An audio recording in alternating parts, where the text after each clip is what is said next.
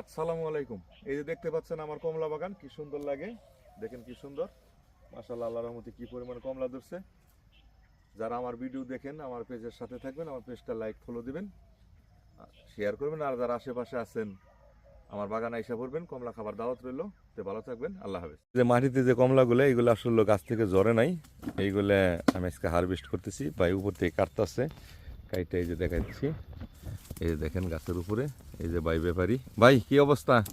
খুব সুন্দর, এত সুন্দর কমলা আছে, কমলা আছে যথেষ্ট পরিমাণ, মিষ্টি খুব কমলা। না, অনেক জায়গায় কমলা কিনছি কিন্তু এরকম সুন্দর কমলা আর পাই না, কমলা যথেষ্ট কমলা আসছে।